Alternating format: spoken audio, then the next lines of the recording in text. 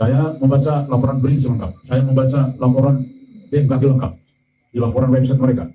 Saya membaca kajian ITB dan juga yang lain, IPI dan sebagainya. Ternyata Masya Allah, presisi. Bukan lagi sejalan, presisi, persis.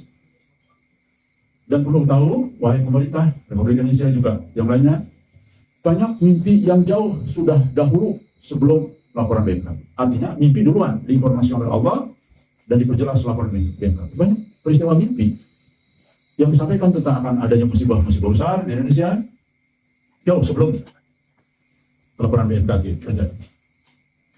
Ini kan bukan sesuatu yang main-main lagi dan akan memakan korban.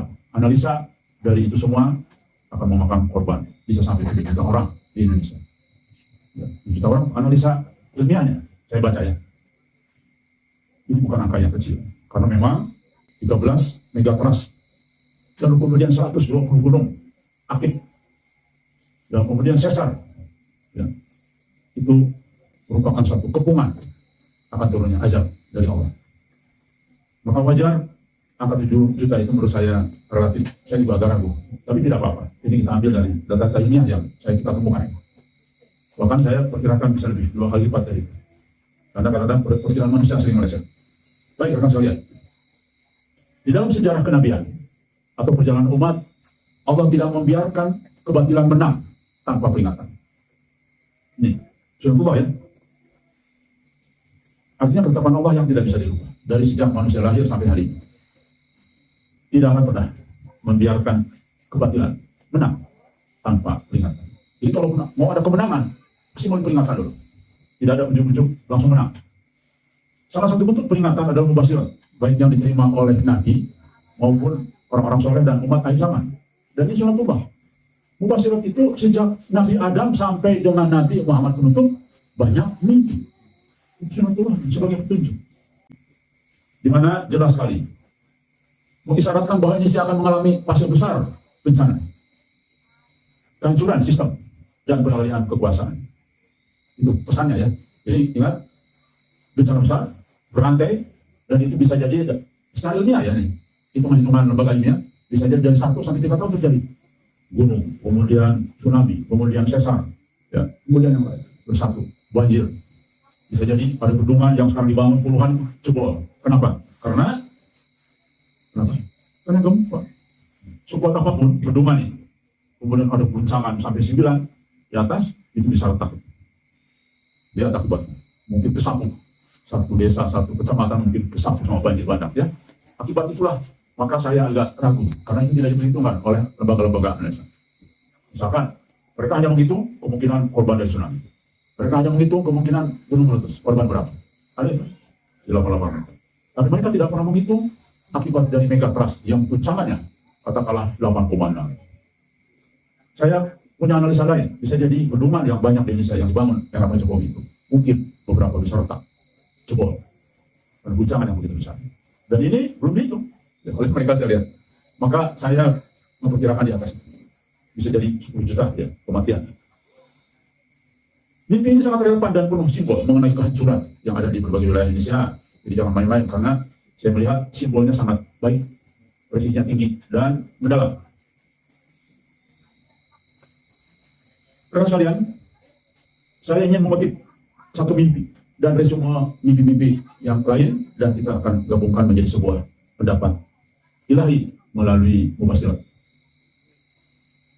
Satu-satunya, saya menyaksikan kehancuran dari laut dan banjir besar yang datang secara tiba-tiba. Air ini menghantam bangunan-bangunan dan menenggelamkan sebagian besar kota. Saya melihat orang-orang berusaha menyelamatkan diri. Beberapa berlari, sebagian keseret arus. Saya sendiri berada di ketinggian, melihat ke bawah seluruh kota tergenang. Ada semacam langit gelap yang menutupi wilayah. Bau kematian menyebar ke udara. Saya melihat kota-kota besar hancur, tidak dapat dikenali lagi. Pemerintah tidak terlihat sama sekali. Yang tersisa hanyalah orang-orang biasa yang bingung dan takut. Orang-orang biasa. Ini sangat. Jadi nanti banyak penduduk kota yang terbawa arus. Ya. Baik, semua punya simbol yang sangat mendalam. Air laut dan banjir besar adalah simbol azab dari Allah berupa bencana besar alami. Ini kan tentara Allah semua ini. Karena semua yang di bumi ini tidak sedikit pun kecuali milik Allah, yang bisa Allah gerakan dalam menghukum manusia yang penuh dengan dosa yang begitu berat, syirik, dan yang lain-lain. Kehancuran kota besar menunjukkan runtuhnya peradaban materialistik. Nah, berbahagialah kita yang sudah diujilah, kita dididik untuk meninggalkan peradaban materialistik. Peradaban kepada zaman Nabi nanti, itu nanti tersapu habis. Termasuk atas nama orang-orang yang pakai imamah, atas nama orang yang kelihatan soleh, hancur tenggelam dengan jiwa-jiwa materialis, hancur. Dan pusat-pusat kekuasaan, Jakarta, Surabaya, Semarang, Makassar, dan lainnya, itu juga akan mengalami bencana besar. Makanya saya dulu pernah memberikan tema, Masya Allah, sesungguhnya petunjuk luar biasa. Pemerintah Republik Indonesia, pusat kekuasaan pindah ke Kalimantan. Dan ternyata setelah saya pelajari, Masya Allah, betul. Itu relatif aman dari megatrust. Dan menyatu wilayahnya, satu pulau Kalimantan. Di mana di situ ada negara Brunei, ada negara Malaysia. Ini syarat semua dari Allah. Karena Jakarta mungkin setengahnya akan tenggelam, tersapu habis. Ya. Kenapa? Ada yang sangat mungkin ini terjadi dan sudah diramalkan oleh banyak negara lain, oleh lembaga lain. Baik rekan sekalian, langit gelap dan bau kematian adalah simbol kehancuran moral, sosial, dan spiritual yang disebabkan dosa kolektif bangsa, kerusakan masif moral, dan aparat membiarkan itu semua. Ya. Demikian juga di lapisan pejabat pemerintah dan lain, hanya sibuk dengan urusan kekuasaan dan bagi-bagi jatah untuk terus mengumpulkan pundi-pundi. Jadi kerusakan sudah masif. Jadi wajar mimpi itu takwilnya adalah kesalahan dosa kolektif bangsa. Ya. Kan sudah melampaui batas.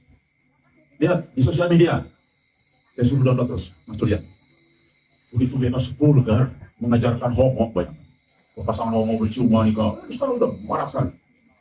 Seolah indah, dibikin indah semuanya. Bagaimana coba urusan anak-anak itu, ya? Kita tidak terlihat menimbulkan hilangnya kendali dan struktur negara dalam menghadapi bencana. Negara hanya menjadi tidak relevan dan tidak berfungsi lagi. Pemimpin di ketinggian melambangkan orang-orang yang terpilih yang telah bersiap secara rohani. Mereka akan menjadi saksi dan penyelamat umat, bukan ikut tenggelam. Alhamdulillah. Isyarat mimpi yang sekarang ini kita alami begitu dekat satu dengan yang lain menunjukkan bahwa kita sudah diberikan isyarat oleh Allah. Jadilah manusia-manusia rohani, jadilah pemberi peringatan kepada umat.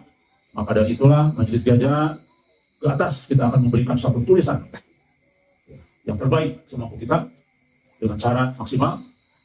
Lalu kemudian ke lapisan masyarakat kita sudah membentuk tim, minimal akan bergerak dari Bukit Lebah Lulu turun ke kota-kota dan diteruskan dengan teman-teman di berbagai daerah.